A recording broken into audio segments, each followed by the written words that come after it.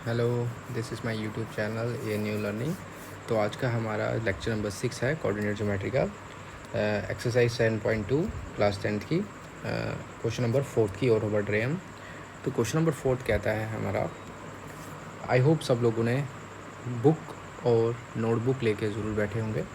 तो बुक में question number 4 कहता है हमारा, find the ratio in which the line segment joining the point. कहता है हमें रेशो फाइंड करनी है। अब इस क्वेश्चन में हमें क्या करना है, रेशो फाइंड करना है, जो कि एक लाइन सेगमेंट है। अगर मैं बात करूं, एक हमारी लाइन सेगमेंट है जो हम ले लेते हैं।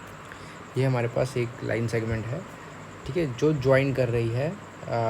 Line segment joining the points, कौन कौन से पॉइंट को ज्वाइन कर रही है, मैं उस पॉइंट का नाम ले लेता हूँ। एक ए पॉइंट ले लिया और एक मैंने बी पॉइंट ले लिया, ए और दूसरा जो मैंने पॉइंट लिया है बी, ठीक है। ए पॉइंट के जो कोऑर्डिनेट्स हैं हमारे पास -3, 10 है, और बी के कोऑर्डिनेट्स जो है हमारे पास 6, -8 है, ठीक है। कहता है उसको डिवाइड कर रहा है, एक कोऑर्डिनेट डिवाइड कर रहा है। मान लीजिए कि एक सी नाम का कोऑर्डिनेट है जो बीच में कहीं पे है, जिसके कोऑर्डिनेट -1, 6 है। वो उसको काट तो रहा है, बट किस रेशो में काट रहा है वो हमें रेशो नहीं दी है। मतलब कि अगर मुझे यहाँ पे रेशो फाइंड करनी है तो मुझे रेशो नहीं पता कि ए से सी के बीच में क्या रेशो है, ठीक है। मुझे एम नहीं पता, साथ ही साथ सी से लेके बी के बीच में क्या रेशो है, ठीक है। मुझे एन की वैल्यू भी नहीं पता। इस क्वेश्चन में मुझे एम और एन फाइंड करना है, ठीक है। तो बिना टाइम वेस्ट किए हम आगे क्वेश्चन को कंटिन्यू करते हैं। हम क्या करेंगे, यूजिंग करेंगे सेक्शन फॉर्मूला, ठीक है। लगाना तो हमने वही है, यूजिंग सेक्शन फॉर्मूला। जब हम सेक्शन फॉर्मूला यूज़ करेंगे तो किस पे सेक्शन फॉर्मूला यूज़ किस पे होगा, सी पॉइंट, मतलब कि सी पॉइंट काट रहा है कौन सी लाइन सेगमेंट को, ए बी को। तो सी पॉइंट काट रहा है जिसके कोऑर्डिनेट जो है हमारे पास -1, 6 है, और वो किसके इक्वल है। फॉर्मूला क्या कहता है हमारा, फॉर्मूला कहता है m x2 + n x1 whole divided by m + n, comma m y2 + n y1 whole divided by m + n, ठीक है, यही कहता है। तो हम इसमें वैल्यू पुट करेंगे। c के coordinates -1, 6 is equal to what, m तो मुझे निकालना है, x2 की वैल्यू मुझे पता है। x2 की वैल्यू क्या है, x2 की वैल्यू आपकी आ जाती है 6 + n, x1 की वैल्यू आ जाएगी मेरे पास -3 whole divided by m + n, comma m की वैल्यू मुझे निकालना है, y2 की वैल्यू कितनी है -8, प्लस n की वैल्यू मुझे फाइंड आउट करनी है, और y1 की वैल्यू जो है मेरे पास वो आ जाती है 10 whole divided by m + n, ठीक है जी। हम इसको आगे कंटिन्यू रखते हैं। ये मेरे पास वैल्यू आ जाएगी आपके पास 6m - 3n whole divided by m + n, ठीक है, comma -8m + 10n whole divided by m + n, ठीक है। ये हमारे पास आ गई, ठीक है। अगर आप ध्यान से देखिए, ये हमारे पास सी पॉइंट है -1, 6।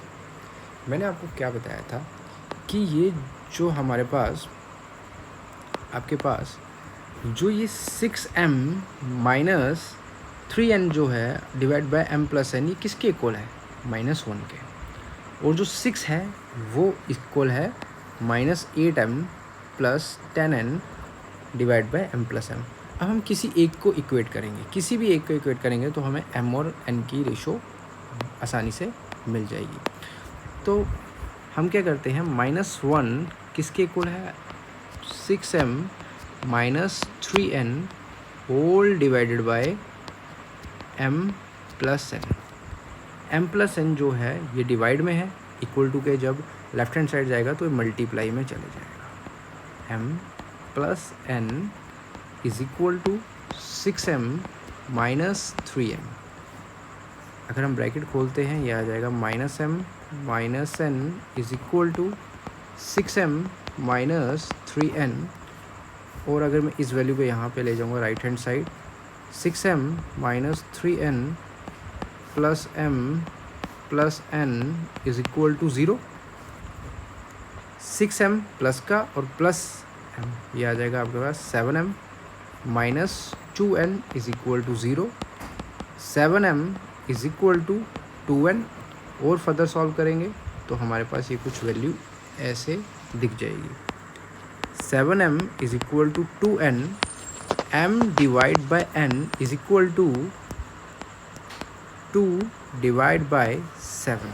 तो हमारे पास ये वैल्यू आ जाती है कि m ratio n is equal to 2 ratio 7।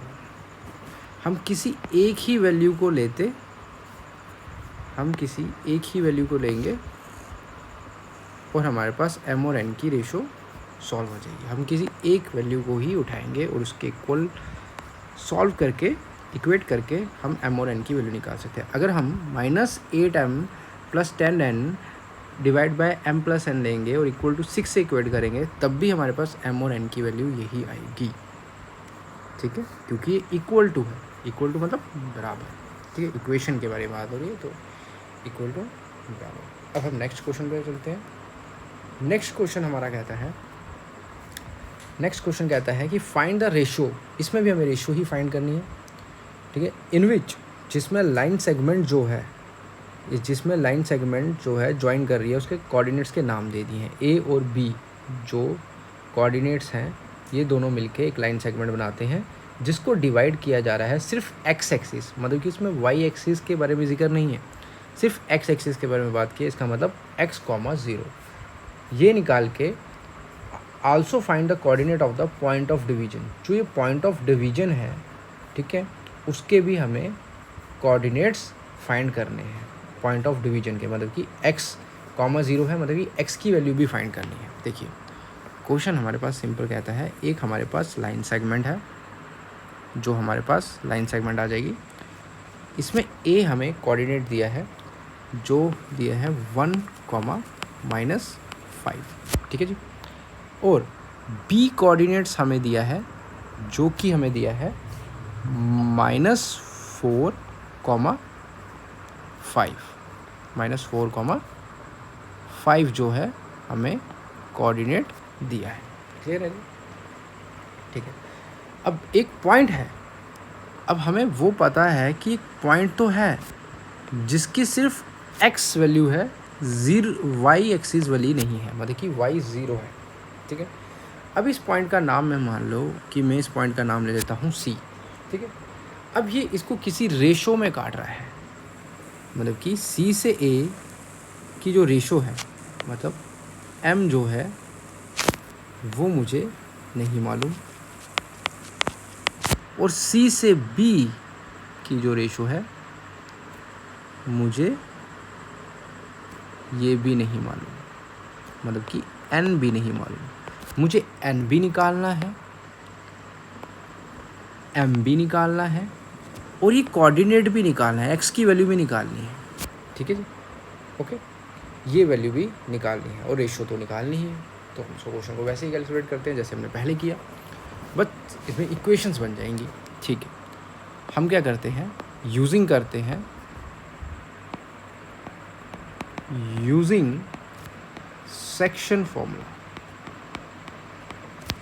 Using section formula.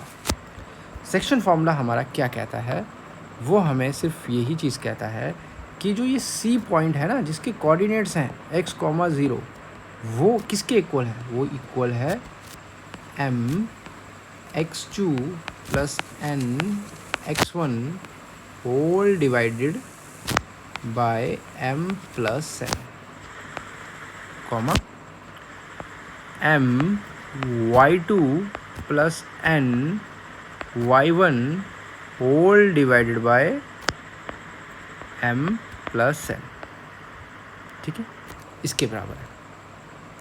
तो हम इसको कैलकुलेट करना है हमने, इज इक्वल टू m की अगर मैं वैल्यू देखूँ तो m की वैल्यू तो मुझे निकालनी है, x2 की वैल्यू मुझे पता है -4 प्लस n की वैल्यू मुझे निकालनी है और x1 की वैल्यू मुझे पता है 1 whole divided by m plus n, ठीक है जी।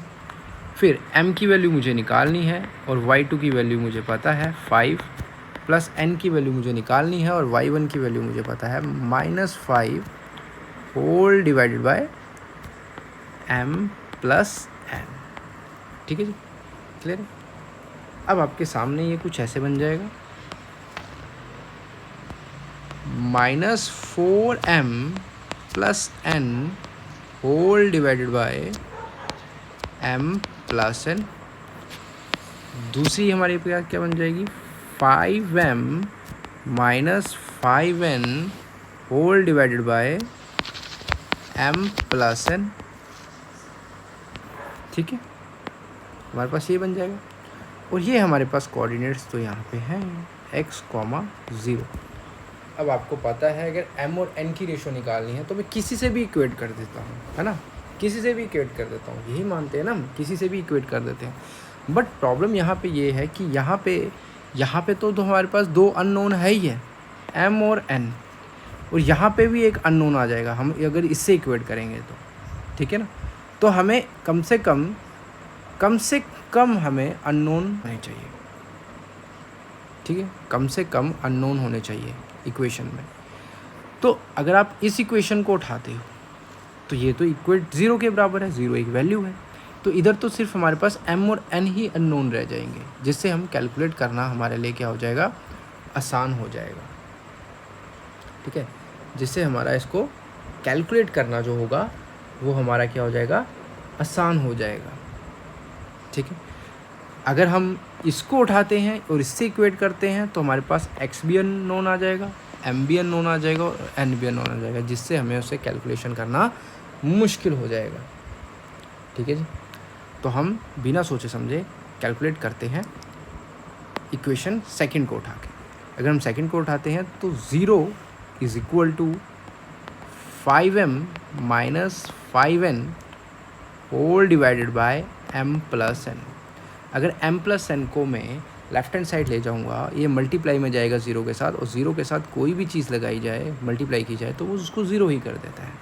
हमारे पास बन जाएगा 5m माइनस 5n, और इसको अगर हम फर्दर सॉल्व करें तो हमारे पास आ जाएगा 5m is equal to 5n और m divide by n is equal to 5/5।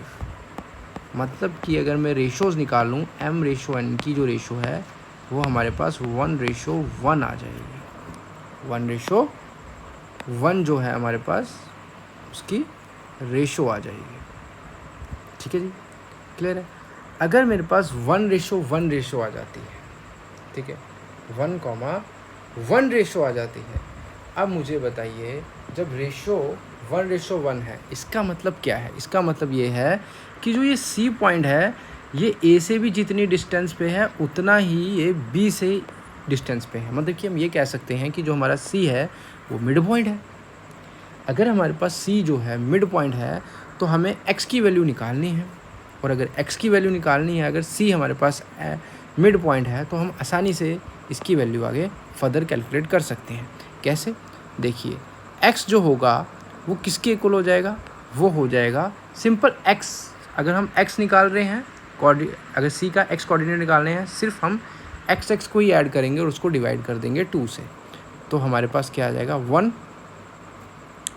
Minus 4, मतलब कि प्लस करना है, डिवाइड बाय 2, तो हमारे पास क्या आ जाएगा -3/2, जो x कोऑर्डिनेट की वैल्यू आ जाएगी, ठीक है जी। तो इससे हमें x कोऑर्डिनेट भी, x जो ये हमारे कोऑर्डिनेट चाहिए था C कोऑर्डिनेट, वो हमारे पास C कोऑर्डिनेट निकल के जो हमारे पास C कोऑर्डिनेट आता है वो हमारे पास ये आता है कि C कोऑर्डिनेट की जो वैल्यू है वो हमारे पास क्या आ जाएगी, x,0 था जो कि किसके इक्वल आ जाएगा, -3.2, तो ये जो है हमारा आपका कोऑर्डिनेट निकल के आया। ये वो पॉइंट है जो ए बी सेगमेंट को एक रेशो में काट रहा है।